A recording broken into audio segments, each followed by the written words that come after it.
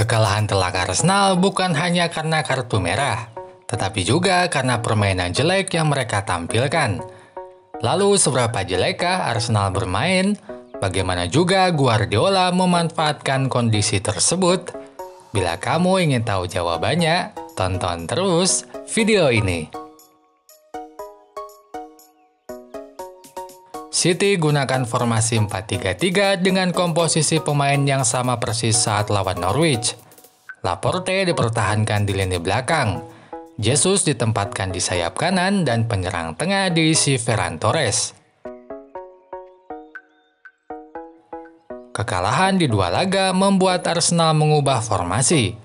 Kini mereka gunakan formasi 5-4-1. Berbeda dengan City yang komposisinya ajak, Arsenal sebaliknya banyak melakukan perubahan. Di lini belakang kini terdapat nama Chambers dan Kolasinac. Di lini tengah ada Odegaard dan di depan ada Aubameyang.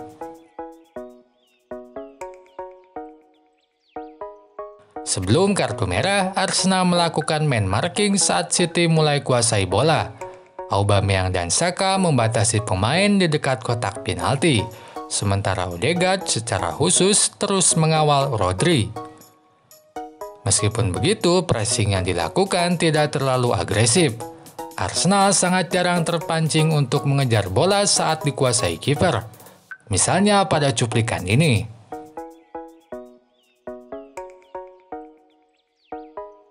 Terisolasinya Rodri membuat Bernardo Silva kerap turun ke bawah. Ia menjadi solusi saat Rodri dikawal ketat oleh Odegaard. Contohnya pada gambar ini. Saat sudah dekat kotak penalti, Jesus yang kini ditempatkan di kanan lebih condong bermain melebar. Itu berbeda dengan Grealish yang lebih condong menusuk ke tengah. Selain itu, Gundogan akan menyusup ke kotak penalti untuk menemani atau bertukar dengan Ferran Torres. Misalnya pada gol pertama. Namun, gol pertama ini bukan semata-mata karena skema City yang baik, tetapi karena kelengahan lini belakang Arsenal. Simaklah cuplikan ini. Bagaimana mungkin Chambers bisa kalah duel udara dengan Gundogan? Secara postur jelas Gundogan kalah. Secara posisi pun Chambers adalah bek yang biasa dilatih untuk duel udara. Bila melihat kualitas umpan Jesus pun, umpan tersebut melambung ke atas dan tidak kencang. Umpan seperti ini seharusnya lebih mudah diatasi oleh pemain yang lebih tinggi. Tetapi kenyataan berkata lain.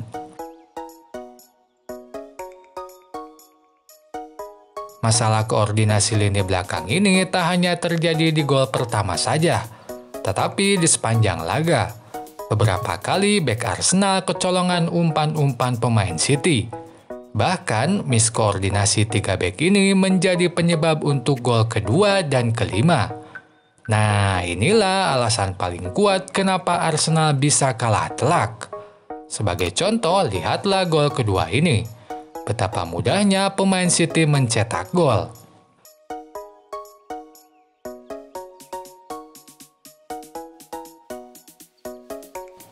Sebelum Granit Xhaka di kartu merah, Arsenal bermain melebar memaksimalkan 2 wingback.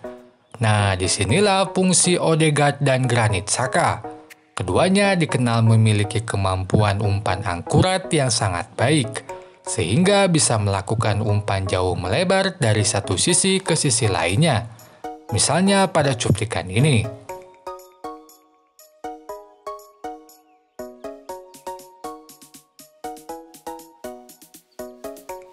Setelah Granit Xhaka di kartu merah, formasi Arsenal berubah. 5 bek tetap dipertahankan dan membiarkan posisi yang Xhaka tinggalkan kosong. Sebagai gantinya, gelandang bertipe bertahan yaitu Elneny masuk menggantikan Bukayo Saka. Sementara di depan, Lacazette masuk menggantikan Aubameyang. Hasilnya sangat membosankan. Arsenal hanya bertahan sepanjang laga tanpa melakukan perlawanan apapun. Lihatlah heatmap berikut. Terlihat pemain Arsenal hanya ada di area sendiri sepanjang laga. Kalaupun ada warna hijau di 2 sisi depan, itu adalah hasil dari 35 menit awal sebelum kartu merah. Tercatat setelah perubahan taktik Arteta di babak kedua, hanya 2 kali pemain Arsenal mampu membawa bola sampai kotak penalti. Itu pun tanpa mampu menendang ke gawang. Memang bermain dengan 10 pemain sangatlah sulit, apalagi bila itu terjadi di menit 35. Akan tetapi, apakah layak bagi tim seperti Arsenal untuk hanya bertahan di sisa waktu?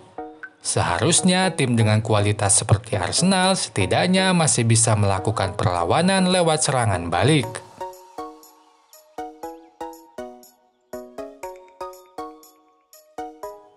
Dari 5 gol yang tercipta, hanya gol ketigalah yang 100% disebabkan oleh surplusnya pemain City. Saat semua pemain City dibatasi ruangnya, Ferran Torres tampak bebas. Itu bisa terjadi karena sebelumnya ia dijaga oleh Granit Xhaka. Maka dengan situasi tersebut, Ederson memberikan umpan kepadanya. Untuk selanjutnya, ia bisa menggiring bola secara bebas ke kotak penalti Arsenal.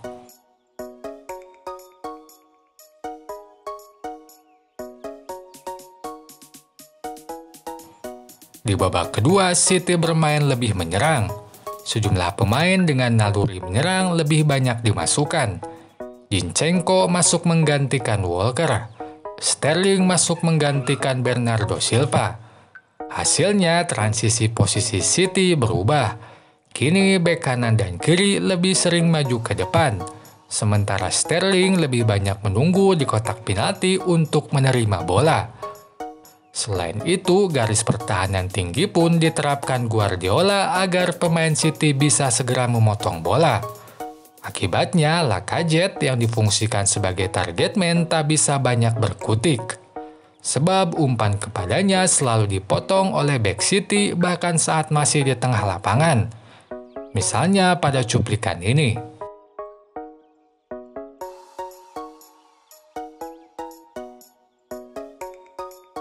Oke sobat semua, dapat disimpulkan bahwa kekalahan telak ini bukan semata-mata karena kartu merah, melainkan disebabkan juga oleh permainan jelek Arsenal.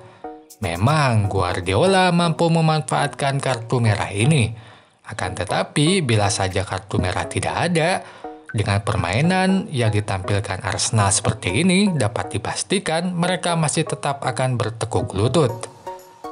Oh iya, sebelum pamit, jangan lupa untuk tonton juga video analisis lainnya. Sampai jumpa lagi. Goodbye.